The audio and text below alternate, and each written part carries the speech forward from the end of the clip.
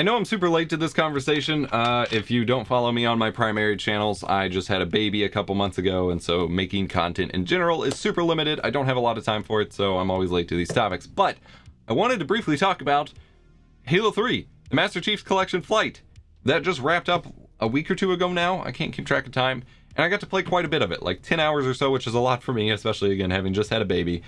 And oh my god, I really wanted to talk about this, both because how much I enjoyed it, but also because Halo 3 was the game that I spent the most time early on in my YouTube career covering. Halo was my thing. I loved Halo 3. It was one of my favorite multiplayer experiences, if not my favorite, of my entire life. The game itself means so much to me, and I have been honestly terrified of how it might end up in the Master Chief Collection. The Master Chief Collection on Xbox had some issues. I have major issues with the Xbox One controller. I talked about that previously on one of my channels, and it ended up like everyone thought I was crazy because they had already been so used to it. I got my Xbox One kind of late, and then turns out it was actually true, and 343 had to put a lot of work into adapting the controller and the controller specs, and now you have the legacy versus modern controls and all of that. It still doesn't feel fully right, and in fact, I was talking to my buddy BBK Dragoon, and he went back and played on the 360 a little bit again, and immediately felt the aim being better, which is what I thought would happen. So I didn't play as much Master Chief Collection Halo 3 on the Xbox as I would have liked, because it just didn't feel right. It really did not feel right. I spent most of my time in the other Halo games. Well, then Master Chief Collection started coming to PC, and Halo Reach launched. Wasn't, it was big for a little while, died off a little bit. A lot of people weren't stoked for it. Reach is one of those things, like, it's fun in bursts, but it's not something you want to play all the time these days. I did that already back in 2010, 2011, 2012, 2013, 2014, 2015. Kind of done putting hundreds of hours into Reach specifically. Halo CE launched. I was super stoked for that, having put countless hours into the existing Halo CE on PC, and it had the spread bug.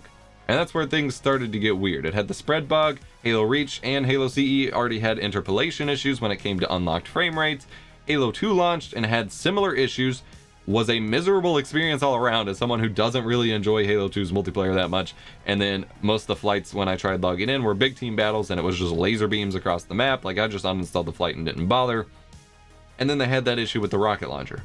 Halo 3 flights come out, and it hasn't released fully, so it's possible that they'll still have one of those random bugs pop back up. But the flight came out, and it was the smoothest experience of all of the Halo Master Chief Collection on PC thus far. It ran amazing. There was none of the interpolation issues. There were no bullet spread issues.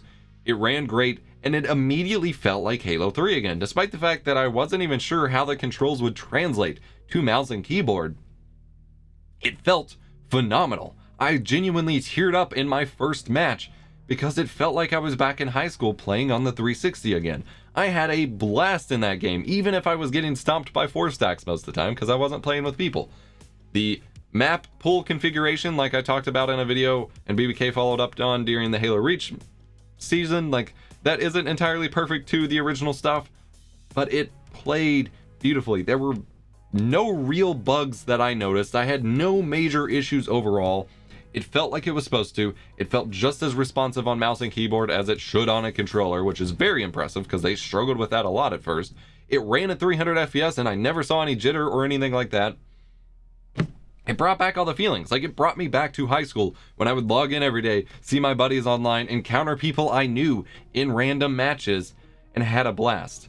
And it means so much to me that this is possible, because ultimately that's what Master Chief Collection was supposed to be to me. Master Chief Collection was supposed to preserve the 10 to 15 years I had already put into Halo and allow me to continue to do so on a more casual level for the next 10 or 15 years, updated on modern hardware and things like that. And it launched in such a terrible state. It's had so many issues over its lifetime, and then the PC selection started having issues that I really just feared my time with these classic Halo games and the experiences I had with them were gone.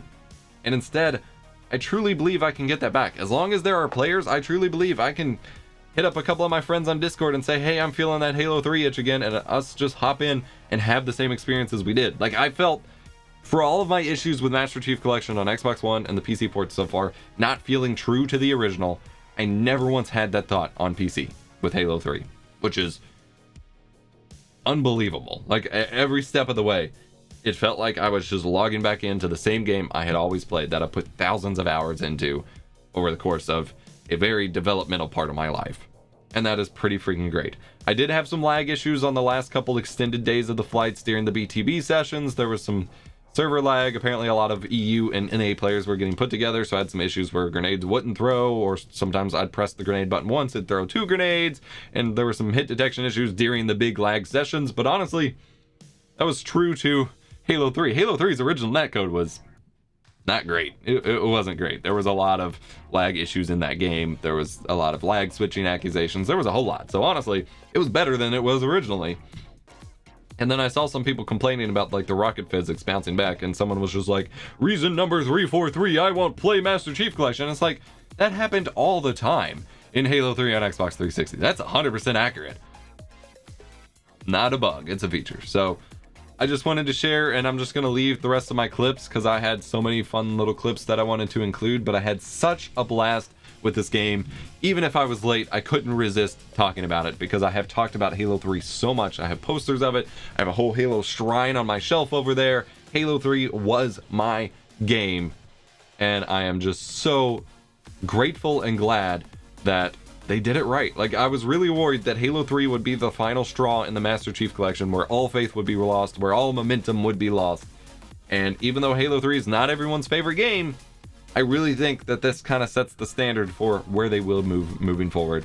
And I really hope to see the same treatment go to Halo 4, because I think Halo 4 on PC will be both incredibly gorgeous, looks better than Halo 5 in many cases, and it will be a lot of fun. So I'm looking forward to that, and I'm hoping maybe they'll slip in some Halo 5 on PC at some point as well, but we'll see. Thank you so much for watching. Just wanted to share with you. Go check me out on my main channel, youtube.com/sheeplessfox. Follow me on Twitter, twitter.com/sheeplessfox. Been pushing that a lot lately. And if you're into my whole retro gaming room scene stuff, instagram.com/sheeplessfox. I post a lot there as well. Thanks so much for your support. I'll see you later.